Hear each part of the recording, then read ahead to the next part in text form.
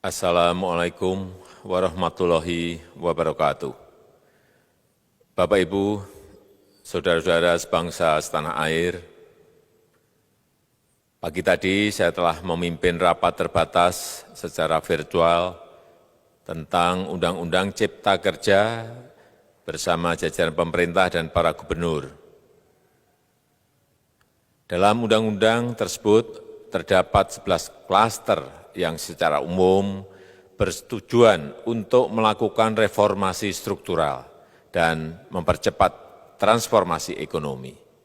Adapun klaster tersebut adalah urusan penyederhanaan perizinan, urusan persyaratan investasi, urusan ketenagakerjaan, urusan pengadaan lahan, urusan kemudahan berusaha, urusan dukungan riset dan inovasi, urusan administrasi pemerintahan, urusan pengenaan sanksi, urusan kemudahan pemberdayaan dan perlindungan UMKM, urusan investasi dan proyek pemerintah, serta urusan kawasan ekonomi. Dalam rapat terbatas tersebut, saya tegaskan mengapa kita membutuhkan Undang-Undang Cipta Kerja. Pertama, setiap tahun ada sekitar 2,9 juta penduduk usia kerja baru, anak muda yang masuk ke pasar kerja, sehingga kebutuhan atas lapangan kerja baru sangat-sangat mendesak. Apalagi di tengah pandemi, terdapat kurang lebih 6,9 juta pengangguran dan 3,5 juta pekerja terdampak pandemi COVID-19. Dan sebanyak 87% dari total penduduk bekerja memiliki tingkat pendidikan setingkat SMA ke bawah, di mana 39% berpendidikan sekolah dasar. Sehingga perlu mendorong penciptaan lapangan kerja baru, khususnya di sektor padat karya.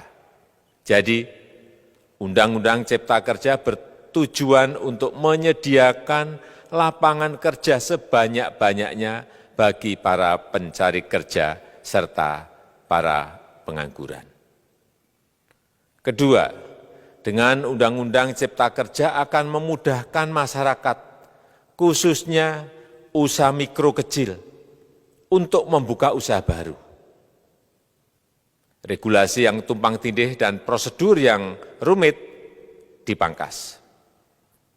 Perizinan usaha untuk usaha mikro kecil, UMK, tidak diperlukan lagi.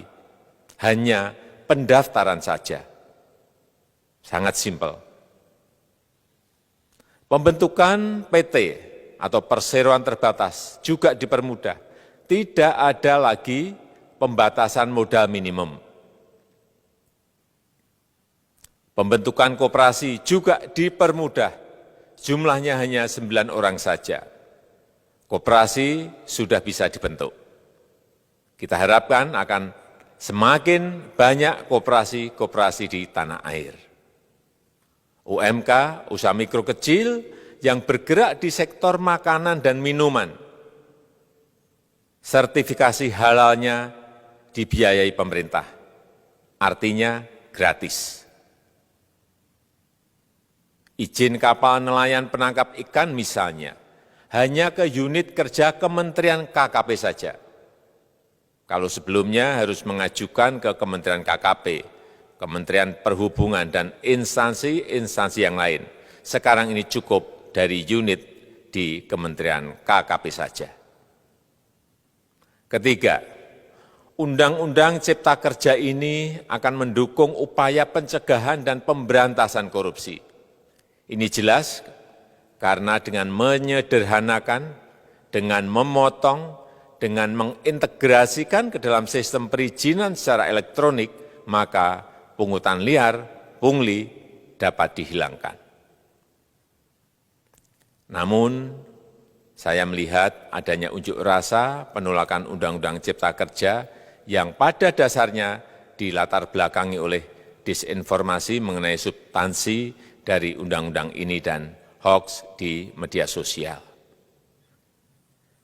Saya ambil contoh, ada informasi yang menyebut tentang penghapusan UMP, upah minimum provinsi, UMK, upah minimum kota kabupaten, UMSP, upah minimum sektoral provinsi.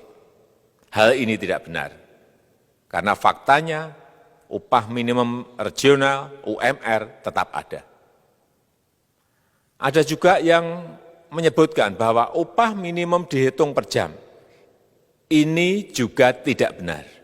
Tidak ada perubahan dengan sistem yang sekarang. Upah bisa dihitung berdasarkan waktu dan berdasarkan hasil. Kemudian adanya kabar yang menyebutkan bahwa semua cuti sakit, cuti kawinan, cuti khitanan, cuti baptis, cuti kematian, cuti melahirkan, dihapuskan. Dan tidak ada kompensasinya. Saya tegaskan juga ini tidak benar. Hak cuti tetap ada dan dijamin.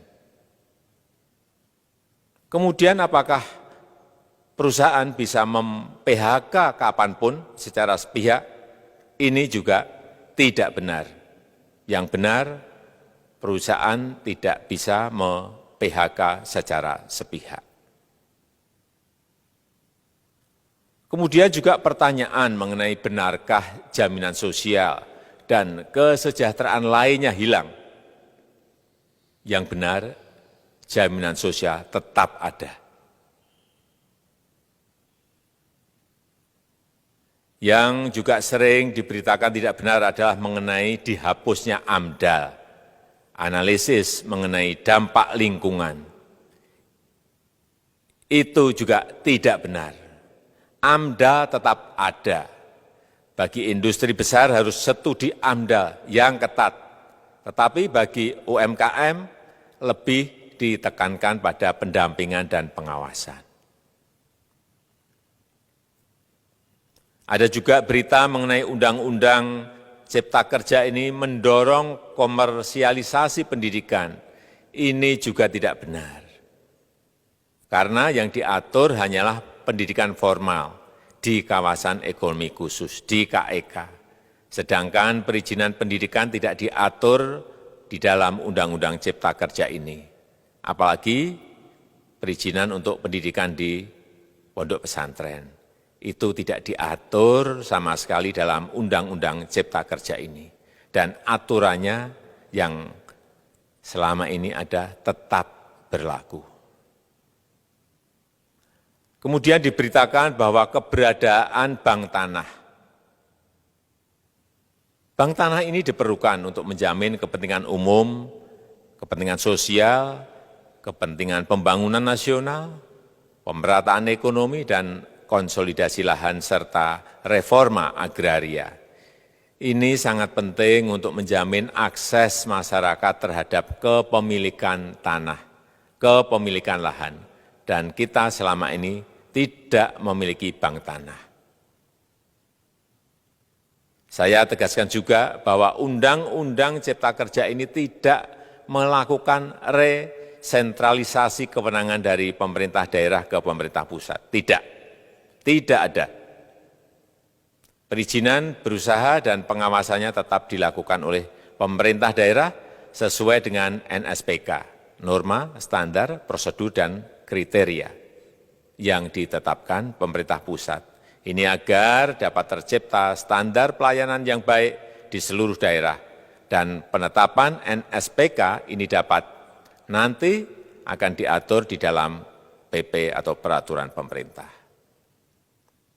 Selain itu, kewenangan perizinan untuk non-perizinan berusaha tetap ada di Pemda, sehingga tidak ada perubahan.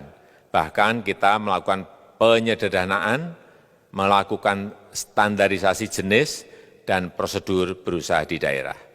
Dan perizinan berusaha di daerah diberikan batas waktu. Ini yang penting di sini. Jadi ada service level of agreement. Permohonan perizinan dianggap disetujui bila batas waktu telah terlewati. Saya perlu tegaskan pula bahwa Undang-Undang Cipta Kerja ini memerlukan banyak sekali peraturan pemerintah atau PP dan peraturan presiden atau Perpres. Jadi setelah ini akan muncul PP dan Perpres yang akan kita selesaikan paling lambat 3 bulan setelah diundangkan. Kita pemerintah membuka dan mengundang masukan-masukan dari masyarakat dan masih terbuka usulan-usulan dan masukan dari daerah-daerah.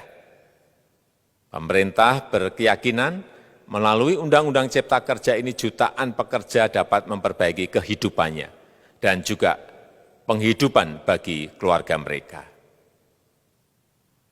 Dan kalau masih ada, jika masih ada ketidakpuasan terhadap Undang-Undang Cipta Kerja ini, silahkan mengajukan uji materi atau judicial review melalui MK, Mahkamah Konstitusi. Sistem ketatanegaraan kita memang mengatakan seperti itu. Jadi, kalau masih ada yang tidak puas dan menolak, silahkan diajukan uji materi ke MK. Saya rasa itu yang bisa saya sampaikan pada kesempatan yang baik ini. Terima kasih. Wassalamualaikum warahmatullahi wabarakatuh.